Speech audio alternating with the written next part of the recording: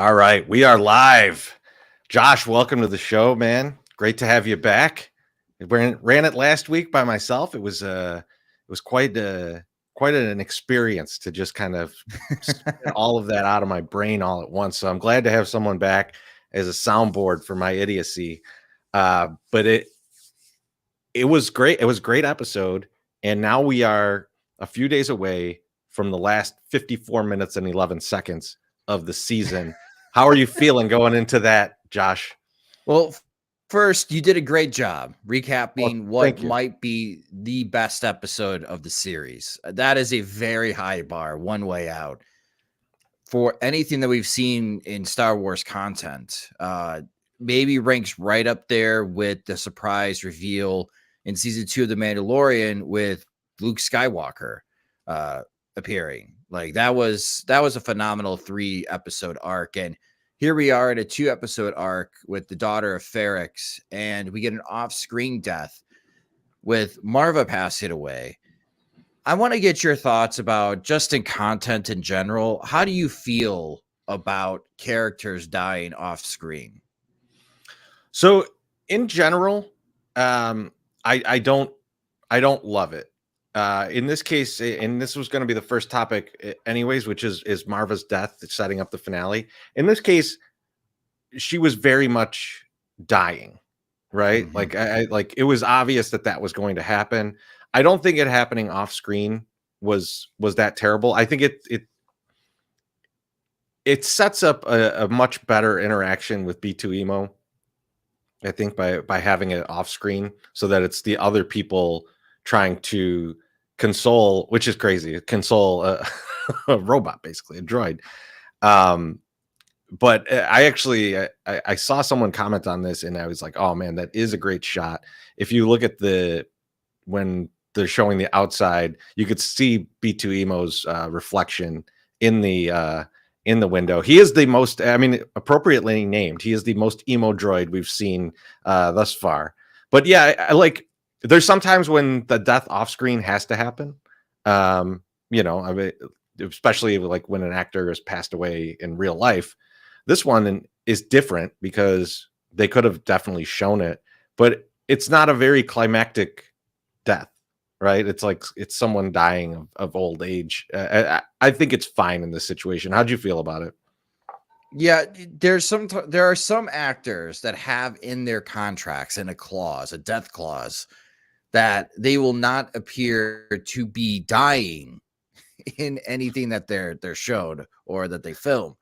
And if their character's going to die, it's off screen, and it's very jarring. But here, I do think it is a bit fitting because so Andor is rock climbing, and he's escaping for his life, and the juxtaposition of him, he escaped prison, and I'm sure on his mind is, I got to get back to Marva. And that's the sad thing, is that we as the audience also find out at the same time that Marva's not going to be there when you return to Ferrix, Cassian.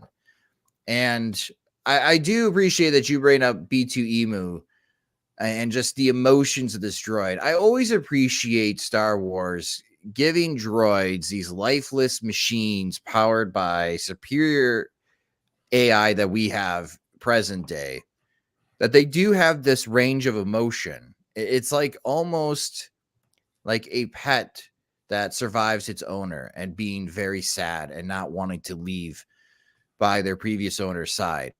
That's the impression that I get with this droid. And I appreciate just the type of humanity that they are breathing into this droid. And they've done this before too with BB-8, with R2-D2 and C-3PO. It's just one of the things that I love that Star Wars continues to carry on with whatever content that they make, that this is a constant, that even though these are droids and machines and they take commands and they exercise those commands, that so for some of these droids, they have a wide range of emotions, and it is a nice touch. And I think it's interesting too, because if in the books and even in this, I'm assuming it's going to come about in this as well. They mention that it's the programming, right? Like they're programmed to do this or programmed to do that. Like in the Aftermath books. If probably my favorite droid in all of Star Wars is in those, which is Mr. Bones, and he's an insane, murderous droid, but he likes to sing.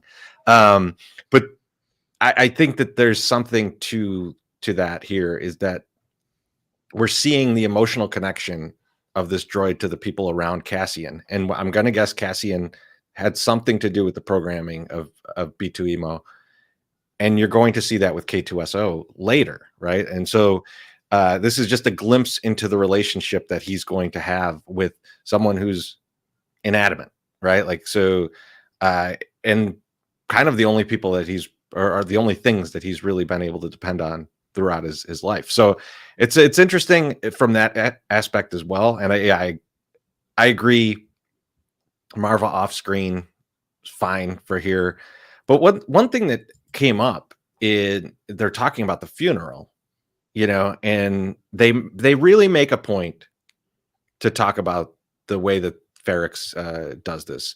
Now, they could have just said Ferrix has a big funeral service and like they need the roads blocked, and they do talk about that, but they get into the specifics of the brick and them mixing I'm guessing this is what the daughters of Ferrix are doing. They mix the ashes with the mortar, and they become part of the town, which is on its own cool. I kind of love that idea. Josh, if you want to put me as a brick in Comiskey Park at some point, feel free. But what do you think about the importance of this here? Is it just importance in like a symbolic nature, or is this brick actually going to be functional somehow in the finale? That's a great question. And how big is this brick? I mean, the human body, I don't know. I've never taken a dead body and turned it to ash. I don't have that. If you think about an urn, right? Like the size of an urn, and you probably got to double it because you got to get enough mixture in there that it would actually become a brick. So like 2 urns worth. I mean, it could be pretty big, right? So a big brick. Does someone carry it? Someone steal it? I don't recall ever seeing a brick with Cassian in why am I spacing out?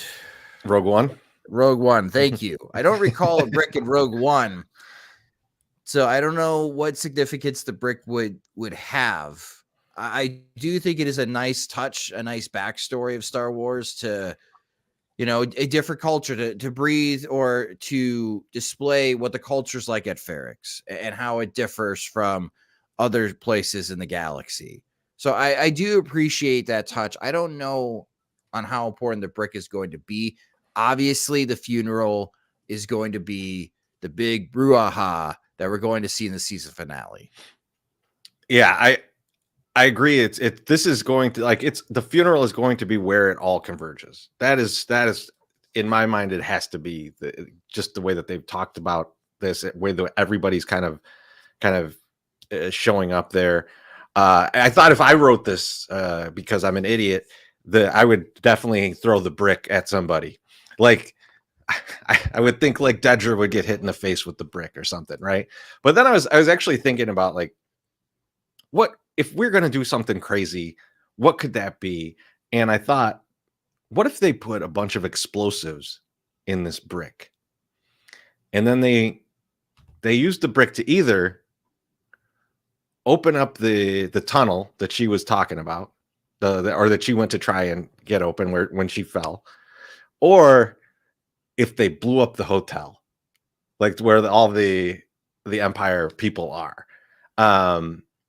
I thought like one of those would be something crazy. I don't know if I want to believe that. Like, I don't know if they would be like, the daughters of Ferrix just take this leap of like doing this very beautiful ceremony to we're now going to blow up buildings with these bricks, But I think that if there's going to be some kind of subplot of rebellion on that planet, it might start with this brick. Yeah, if there's a riot, how about this? If there's a riot and you have this chaos, maybe Andor uses the brick to bust open a window to help Bix escape. So Oh man, I love that. once again, Marva is used to help free others. That'd be awesome. I'd actually just like to see Gorst get beat to death with it. It just or just hit him in the balls with it. Like, I mean, I think he deserves some sort of pain for what he's doing. But a non-painful part of this was these two guys. And Josh, you're from Wisconsin, so I need Yeah. your expert opinion on this. Are these two aliens now? They're from Narkina 5 in the story, but like they gave them a very specific accent. They're getting like these Measy, choosy, whatever the way that they speak and the haya at the end of everything that they say. Are these guys from Minnesota or Canada? I couldn't tell. Neither. I recognize the accent. It's very Sheboygan, Manitowoc. Oh, okay. Up the again, if this is Wisconsin, it's when you're getting closer to Door County. Yeah, guys complaining about the water and that the fish aren't coming anymore. I've heard these conversations in my many years in Wisconsin. But that was one of the things that people were complaining about is like the lack of aliens, like reading other people's reviews and watching their YouTube videos. Like, this is Star Wars. Where are the aliens? And I do appreciate these two. And this is also another opportunity, even though they kind of Spider-Man trap. They're Spider-Man trap. Those things are awesome, by the way. Very awesome. I did enjoy that. And I thought that they were going to be in serious trouble. But this is just another example of how the Empire and how they just take things over really wreck other life forms' way of life. And these two guys are clearly suffering. And even though they captured the escapees and they could earn 1,000 credits each, dead or alive, they decide to change their mind. And these guys are being impacted by the Empire. We're being impacted by the Empire, so we'll help out and we'll drop you off in Miami. So go from this rock quarry to Miami and help them out. So that's very kind of them. But yeah, I did enjoy this type of interaction because it displays another example of how the Empire is making life hell for other life forms. Yeah, and you know what? I'll say this, like you touched on it for a second about the people complaining about the lack of aliens in this. And I think it's intentional. And I think in this scene, it's also intentional that they quickly just turned to, yeah, we'll help you out. Because they knew that they weren't Imperials. They knew that they were imprisoned by the Imperials. And one thing that is not as obvious in the movies and so far in TV, but maybe this is starting to get there, is that the Empire is very exclusionary of aliens. And that's why you don't see it. Like the ISB won't have any aliens. There's like one alien in like all of the Empire, and it's Thrawn. And if you read like the books leading up to that, like he's constantly like I mean, like I guess the word would be racist, but I guess it's speciesist in this scenario. He's hated. And like he has to fight for everything because like they just don't want his kind around, which makes it even crazier that he ascends to where he does. But I think this is the start of you seeing, yeah, like, you know why there were no aliens in the prison? Because they just killed them. You know why these guys are so quick to turn on them? Because they just destroy their planet. They don't care. You know why all the Mon Calamari come over to the rebellion? Because they're outcast, right? Like all of these things are very intentional, and like the Empire is horrible to all these aliens. So like it becomes more and more apparent that like, yeah, like the Empire is going to look like the ISB looks, and the rebels are going to look like kind of everything else you've seen in Star Wars. And so that's why I think it's good to juxtapose this against Saw's group when they go there later, where it's all kinds of different aliens. Mm-hmm. Yes, really good point, Treasy. So let's get into one of our first crazy internet theories that I've seen out there on these internet streets, and that is that Kleia is Cassian Andor's long-lost sister, who he's been searching for so long. What do you think about this, Josh? There's not a lot to support this. It's just, I think people are just like, hey, you know, Leia was Luke's sister, so why can't Clea be Andor's sister? And so, how do you feel about this idea? Does Marva save Clea, or were they separated as kids? They were separated as kids. So, okay. So then, the idea was like when Marva's picking him up, she's like, "No one else is alive here. Let's get this kid out of here so he doesn't die." Yeah, I don't buy it, because if you wanted to run with that theory, and if Marva also saved Clea, and during their escape they somehow got separated, or as they grew up, they went separate ways, and now Andor is trying to find her, then Marva's death could have been a tip that this theory has some relevancy, because then Marva's death would mean something to Clea. Marva's death means nothing to Clea other than understanding that there's going to be a lot of people at this funeral. If you want to find Cassian Andor, this is probably your best lead that we've had in months. I don't know how much time has lapsed, but in months, to find Cassian Andor is going to be this funeral. That's the only thing that matters to Clea. So Yeah. I just don't see any other evidence right now to really support this theory that they are brother and sister. So I don't think this passes the sniff test. I'm in the same boat as you, and I actually don't want it. Like I want there to be like the realization of like your sister's gone. Like I gave you that, Marva gave him that kind of thing to run on, to give him some hope. But like it was just that. It was just to give him hope. And like she's gone, and he's got to deal with that. He's got to deal with Marva being gone. He's got to eventually deal with, a bunch of these other people that are in this series being gone. So I like that that's the theme, as opposed to like some weird side story where this is his sister and like we found his sister. Like I'm not big on that. Let's talk about this though. Mm-hmm.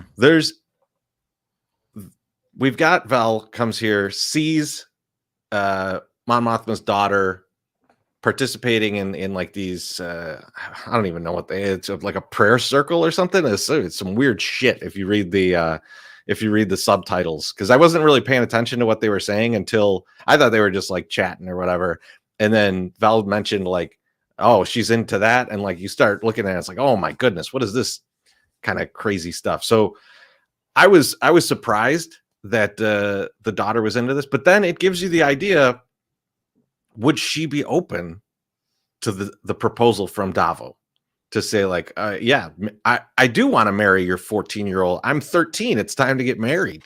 I want to marry your 14-year-old son. Would she be into it? And will Mon eventually accept this proposal? So, yeah, there's a lot of questions there. One, this is very Game of Thrones, right?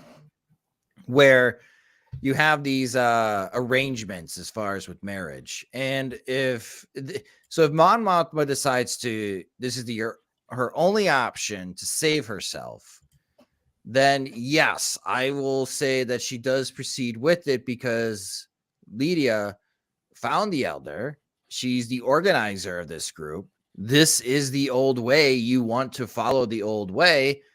Well, here you go. Like, this is the old way that you have been preaching about.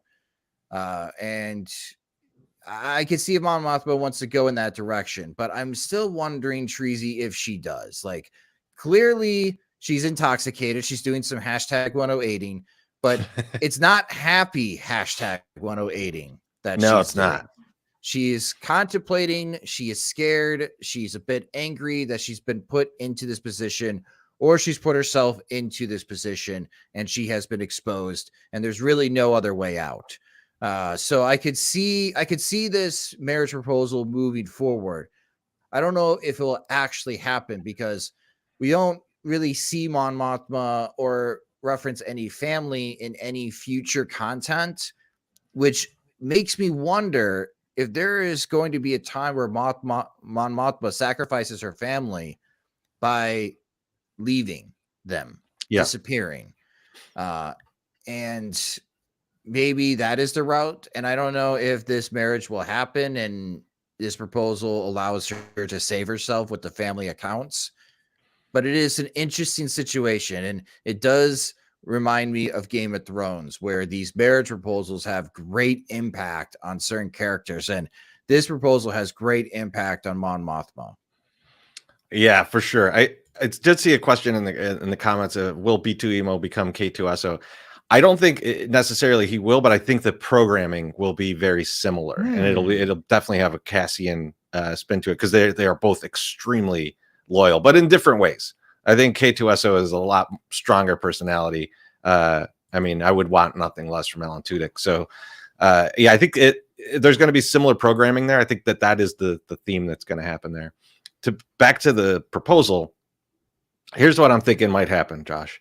So she let this out to Val, who happens to know a guy with 80 million credits. So I mean, like that's a handy person to know when you need 400,000 credits.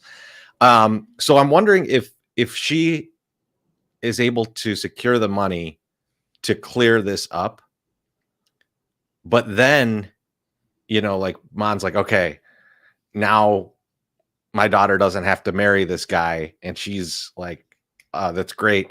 And the daughter finds out about it and gets pissed because she wants to, and then they run off, and then that's how the family splits, right? Like Perrin's pissed because I was thinking that Perrin was going to get wind of this from Mon, and she was going to play it that way. I think Davo's going to play it that way, kind of looping in Perrin to this scenario and being like, I'm trying here, you know, I'm trying to do the old ways, and I think your daughter would love it. And Perrin's gonna F this all up, even after Mon gets the money from Vel. That's just still my mind thinking of Perrin like Fredo. I think he's just too stupid. He's just too stupid for all of this, and he's gonna definitely mess this up. Let's see here. My next one, my favorite guy, my absolute favorite guy. Because he is just insane. This is like watching Norman Bates in Star Wars. Good call. And so he gets a call middle of the night from that other idiot. I don't even remember that guy's name. But he gives him the news about Andor. And so now Cyril Karn he goes and robs his mom like Paul Giamatti in Sideways. Great reference. Yes. I was thinking of that. And now I'm guessing he's going to Ferrix. What do you think's going to happen, Josh? What's going to happen with this idiot? He's going to ruin everything. Like Deidre is going to be on site, and they're going to be watching, and everything's going to go according to plan for the Empire. Then she's going to notice him, and then she's going to freak out because he's going to ruin everything. And maybe he gets killed in the season finale by the Empire. I still feel like he's got some type of role in season 2. So I'm not quite sure about that route or that theory, but he's going to wreck everything. He's going to ruin it. He's going to see Andor, and he is going to call him out. And instead of bringing him to the Empire, he's going to kill him because he's wrecked his life. So he's going to try to take revenge. See, I'm 100% with you. I think the only like twist I would put on what you said is I think Dedra's going to save him, and this is going to get her in hot water with the Empire. Like she's going to have to go out of her way to save him, and that's going to mess everything up, and then that'll ruin her career. Because why is she trying to save this moron's life? Like they had already discarded this guy. They already got like, get rid of this guy. He's an idiot. And now if she saves his life at the peril of the overall operation, it's gonna like ruin her career, which could be great for Luthen and the rest of them because it'll take a lot of heat off. But there's something about it that makes me think that like it's gonna knock her down a peg, and then her and this idiot are gonna have to be in season 2 kind of working behind the scenes to try and do stuff, and it's just gonna get even messier. I can see that. I mean, Cyril is going to be even more in love with Deidre. I mean, he's in love with this woman. Yes, in a very strange way. Very strange, the strangest way. Psychopath way. Did we just have a comment that Boss Nass would make a great wedding officiant? Yes, and I had to put it up because I thought that was hilarious because at first I saw it and like I just out of the corner of my eye was like Boss Nass and wedding, and I was like, wait, who we marrying? And then I was like, oh, wedding officiant. Yes, that would be incredible. The wedding would take 42 hours though. Yeah, it'd be great if Boss Nass was the wedding officiant for Cyril and Deidre. I'd rather have that. Oh man, that'd be terrible. I love this comment too. Cyril goes taxi driver. Yeah, Ooh. like this picture that I have up right now. Imagine him like shaving down to the mohawk and just pulling the blaster out constantly. I mean, that would be perfect. It feels like he's going in the most insane path you could possibly come up with. So I'm in on that. And speaking of going down a path, I was so excited.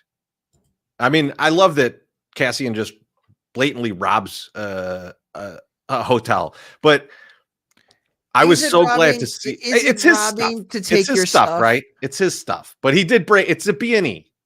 It's a B&E at the very least, right? It's breaking and entering, but so he goes in, he gets it. It didn't even seem like breaking and entering. It didn't even seem like they had a door.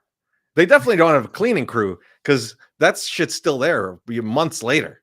But I was so happy, especially watching this with the subtitles going, to see that Nemec's voice was the audiobook of I'm also happy it's an audiobook because me and Cassian now have another thing in common other than being Mexican.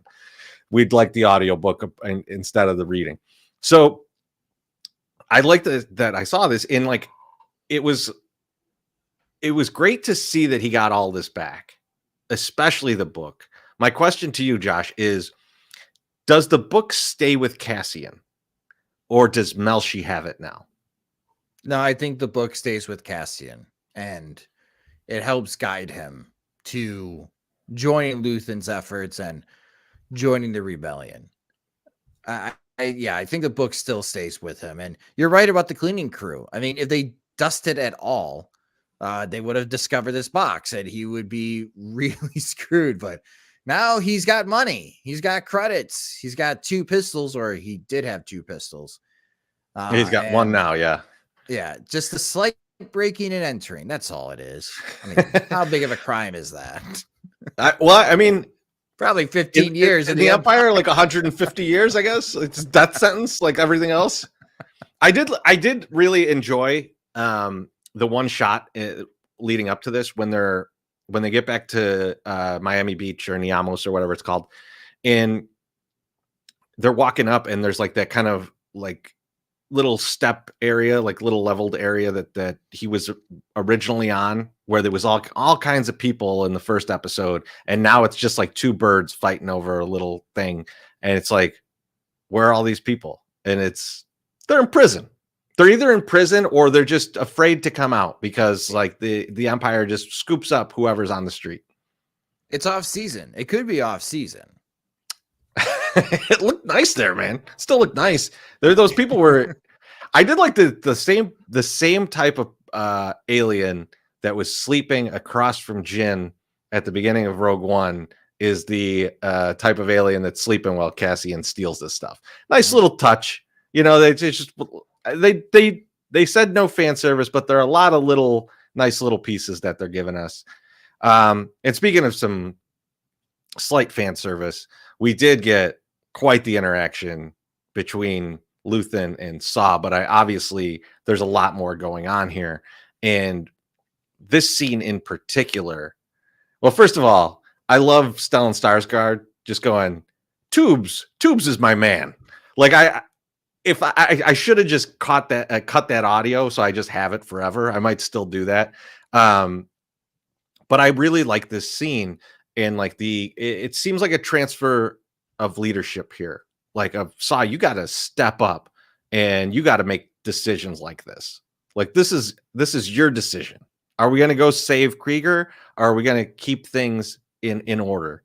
And like it seems like there's only one guy that Luthen's really been openly talking to throughout this series, and it's Saw. And it's like, is he is Saw his protege? Is that what's going on here? And then my second question to you, Josh, and it's on the screen, is anyone going to intervene in the Empire's trap for Krieger? So that is an excellent question. And this is where I took the most notes while watching this episode, because we know Ferrix is going to be in the finale. We know that. We know the funeral and Andor is going to show up. I think Luthen is also going to show up at Ferrix. But we need to have this event at Spellhouse. And over time, is it fair to say that Saw Gerrera over time feels invincible in his I think so. operations? I think so. And in the Clone Wars, you see it. Yes. Like the confidence is insane in the Clone Wars. To the point, very cavalier. And I think it only gets crazier after his sister dies. So like I'm with you there. He does have a feeling of invincibility to him. You see it when the gun's in his neck in this scene, and he's just looking at him like, you're not getting out of here alive if this is what you're gonna do. Right. So I think even though he says for the greater good, and that there seems to be this agreement between he and Luthen that Anto Krieger is going to be the fall guy, I wonder if Saw changes his mind. And it's not about completing the operation at Spellhouse, but he brings up multiple times it's 30 men. If he goes and he saves those 30 men, whatever is left over after the fight, do they become his men? Is this an opportunity for Saw to expand his operations? Because this is why he changed his mind. At first, he didn't want to do it because he could be sacrificing a lot here with being the air support for this operation. He's the one that's going to have to face the heavy power, and he could be taking the heavy losses. But he changes his mind because he wants to loot the garrison. And he also wants what was going to be promised to him from Luthen to participate in this operation. And Saw works alone. So clearly he's got something that he's cooking right now out of that cave. A big operation for himself, but he can't complete this big operation without more men, without more equipment, without more weapons. So that's why he's in. But now he says that it's for the greater good, and he understands on just how terrible this operation is going to be at Spellhouse. But I wonder, Terezi, if Saw changes his mind and he does show up, but he's not there to save the operation. He's there to save Krieger's men. Krieger is a dead man, but his men do not have to be. And it's an opportunity for Saw to expand as far as his little rebel cell. That's what's on my mind right now after this interaction. I know that they said that they have an agreement, but I'm wondering if Saw is going to change his mind. Yeah, I'm with you on that. I kind of feel like Saw is going to get in this, and I was trying to think of why he would, and you've got a really good idea there of him like just saying like, this is how I expand my operations. I get these guys. I show them that I have the superiority to take out the Empire when they're trying to do this type of thing. It does expose Luthen's mole, but I don't think Saw cares about that. Like, there's no reason that he should care about that. The one thing I thought, which would be an interesting twist here, is, you know, and I love that they bring Two Tubes in this quite a bit in this scene and in this episode, and he's just a imposing figure in Rogue One. So I like to see him here. But one of the key things about him to me is that he has a brother. And we've seen the brother in Solo. He's part of, at that time, he's part of Memphis Nest crew. Could he be part of this operation? And when Two Tubes finds out that his brother is going to be in there, he convinces Saw, we got to go get these guys. So I think that would be a little out there. I think yours is probably more of a reasonable cause of like, hey, he just wants to expand. But either way, I want to see him go take care of this. Like, I don't want to see them just leave Krieger out to dry and like whatever happens there. The only thing I think if they do is that they get Krieger alive. And then that's real bad news for Luthen. Is it though? Because he explained on how Krieger doesn't expose him. What He they would did. be going after Krieger through the Bix interrogation, and she's really messed up right now. Poor Bix. Yeah. Is that there's going to be a connection, and it's not even a strong connection between Krieger and Andor. Like there's layers in between. The two probably have never met before, but the ISB is going to think, oh, Andor is working for Krieger. So you're right. They're going to try to take him alive so they could find Andor. But and ultimately, who is Axis? Ultimately, they're looking for the Axis, right? And so Right. they're if they take Krieger alive, it reminds me of Reservoir Dogs, where he's like, if they take you, if they get you, then they're one step closer to me, and that can't fucking happen. Like that's what I would think Luthen would be thinking, but apparently he's not. But like, yeah, he's been in a room with him, but he doesn't know who he is. But that means like someone in that room knew who you were. You got in that room, right? Like so someone that Krieger knows you, and that's just, you can't have that if you're trying to stay as anonymous as Luthen is. Which leads me to my next crazy internet theory that I saw. Is Luthen a Jedi? And now this one, there's a little more backing than the Clea being related to Cassian. So here's the general theory that I've heard. So, and this has a lot to do with what's in his shop, which you got to take with a grain of salt, because it could just be, they put stuff in the background that we would recognize because it's going to be fun for Easter eggs, and it doesn't really have a lot of meaning. Or maybe some of those things do. And the fact that he has holocrons seems impossible for a non-Jedi, right? Or non-Sith. Then, there's some other things in there. He has the Sky Kyber.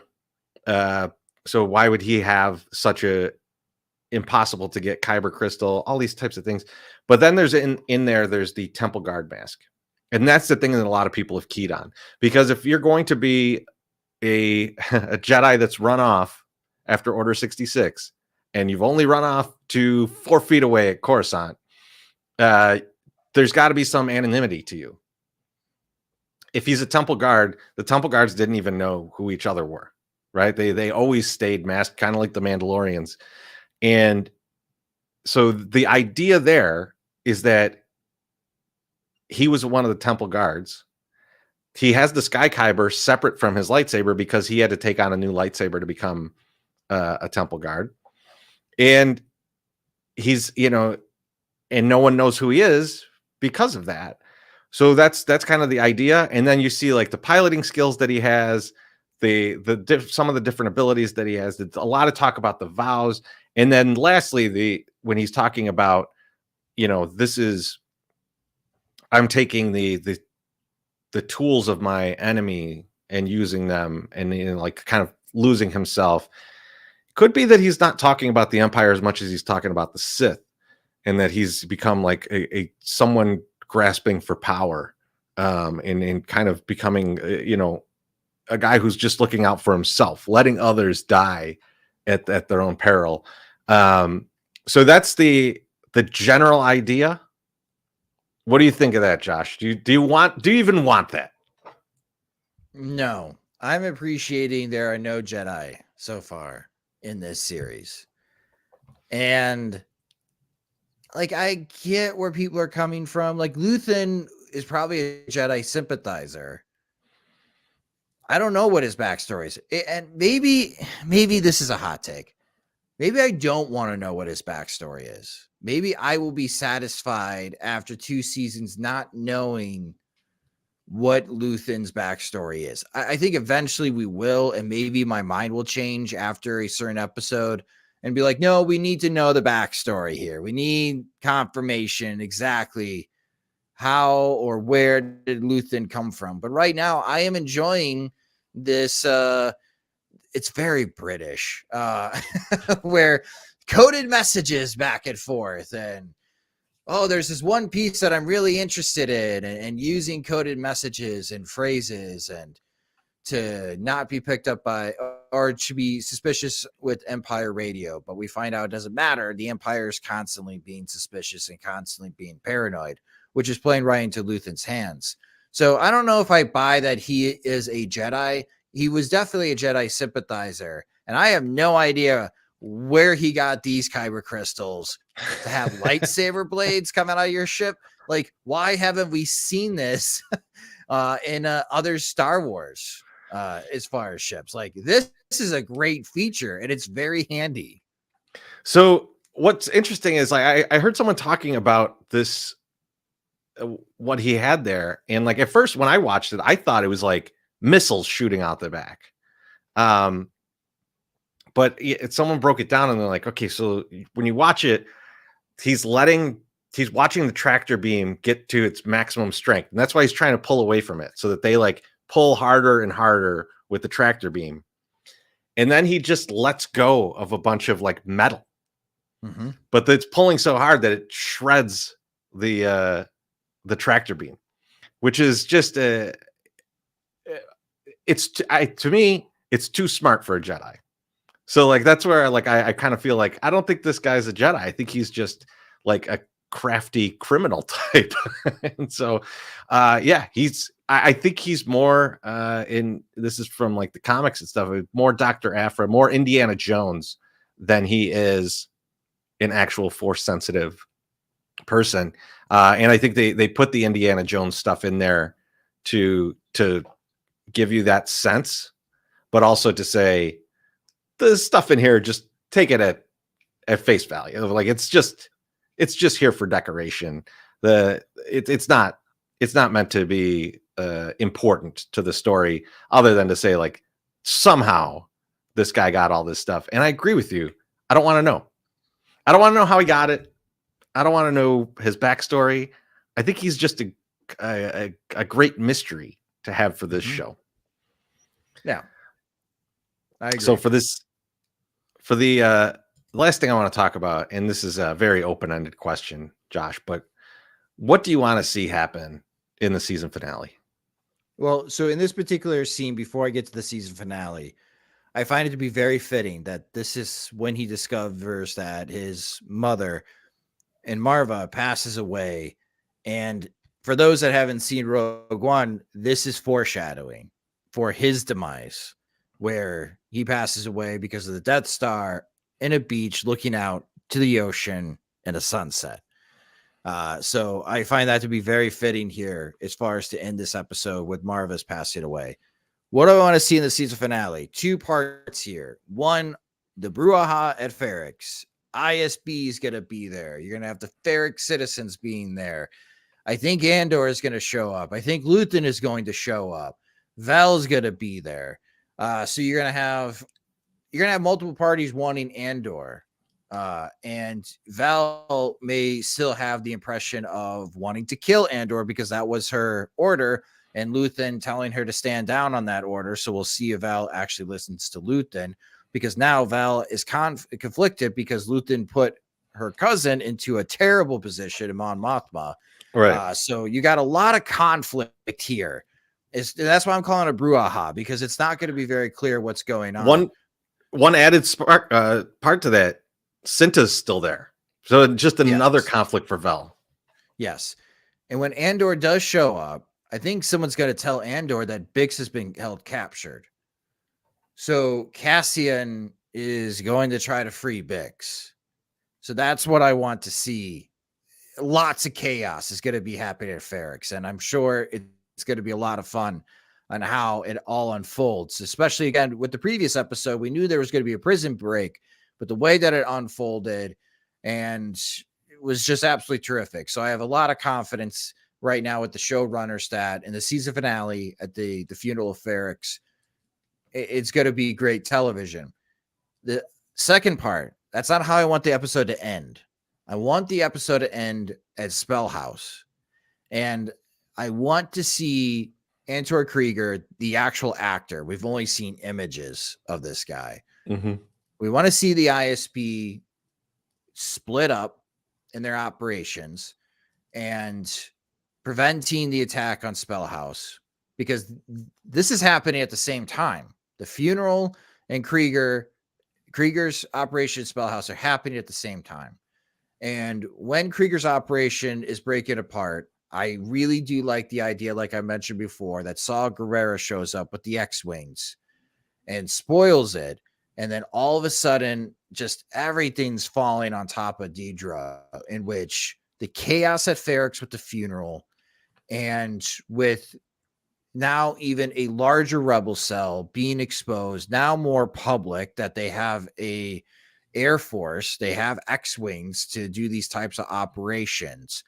This is a much bigger problem for ISB than expected. And when you get bigger problems within the Empire, you're introduced to upper levels of management. And I'm just wondering what new characters from the Empire we are going to see before this episode ends. Yeah, I'm in on all the stuff you said. I'll throw in a couple little things that I want to see in those same bits. And one is the operation at Spellhouse. As you mentioned, we're gonna have to split the ISB to handle this.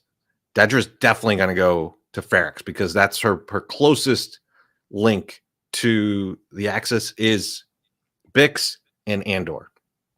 So she's going there. Lonnie is going to be at the Spellhouse operation. And can he, from the inside, mess up the operation on purpose?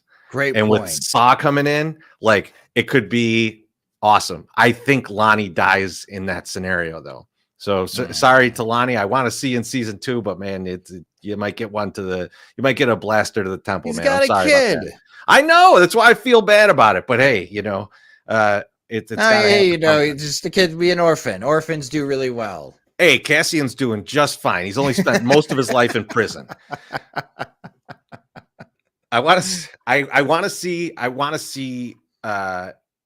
Cinta not go after Cassian and instead incite the riots on Ferrex. I think she's getting a little annoyed with all the Imperials around her little, like, the cafe that she's working at.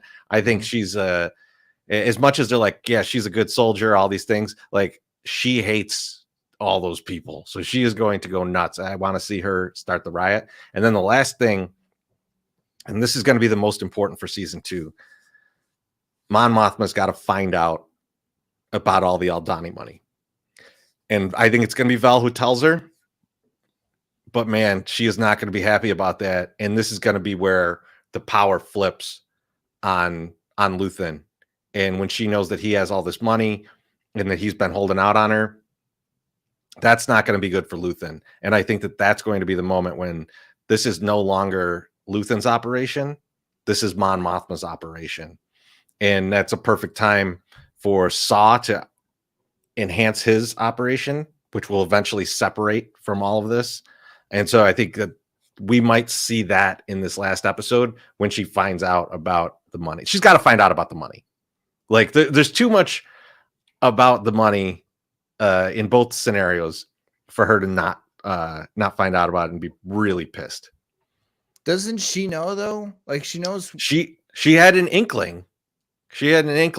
But she doesn't know how much money is there, who has it, anything like that.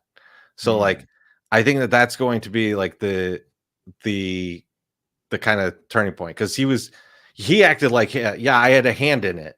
We had to force the hand, but I don't think she knows that Vel knows where all the money is, right? Like, I mean, like, Vel handed off the money. She knows who has it. So like, there's a piece of information missing that she needs. And like, when she gets her hands on this, because like, the Empire is not going to say we lost $80 million or 80 million credits or whatever. Like, they're going to be like, oh no, nothing was stolen, so when she finds out the amount, yeah, she's going to be pissed. Wow. It's just so complicated. It's a complicated web of conspiracy. This is good television. I love it. I can't wait until Wednesday. And that's going to be the day before Thanksgiving.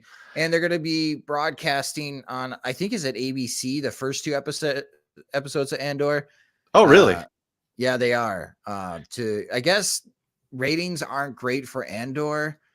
And That's crazy. the ratings are not where they should be for Andor for how good this is. And I think people are now starting to binge watch it because there's been so many people, including us, and a lot of folks have been watching it every single week saying this is really good television. Like, this might be some of the best Star Wars content we've had. And now people are starting to hop on board. And after this finale, I think it's going to have that type of Game of Thrones effect, actually, where Game of Thrones season 1, a lot of people ended up binge watching that season because they didn't know what it was about and they weren't watching every single week. But as soon as Ned Stark's head gets cut off, then the spoiler alert. Once his head gets cut off, then everyone's like, oh, we gotta watch. I feel like a lot of people are binge watching with the prison escape episodes. Yeah.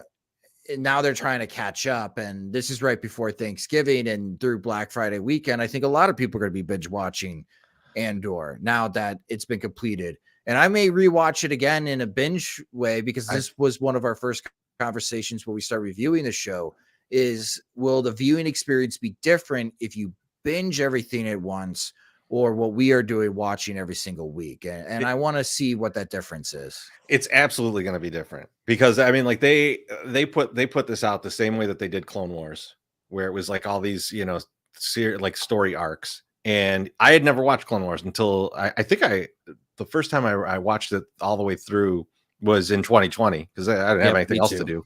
And so I remember binging it and I was like, why didn't I like this when it was out? I was like, this is awesome. And then it's like, oh, because I was watching this 1 week at a time and it's super slow. Right. Like, and so I could see people having that problem with Andor, but like you can watch all of this in like a day or two and it's good. And especially if you cut it up into the arcs, like you could fly through it. It's going to be awesome to watch like that. So I think you're right that like post finale, this is going to pick up a lot of steam. And there's not another Star Wars thing coming out, at least live action for a while. So there's plenty of time for people to get into it. So, that said, I think we'll leave it there. I'm so excited for the last episode. It's 54 minutes and 11 seconds of craziness because they got to fit a lot in there. So I'm very excited. Thanks to everyone who has been in the comments and has been enjoying the show with us. One more to go, and I'm very excited for it. We'll see you next weekend. Bye, everyone.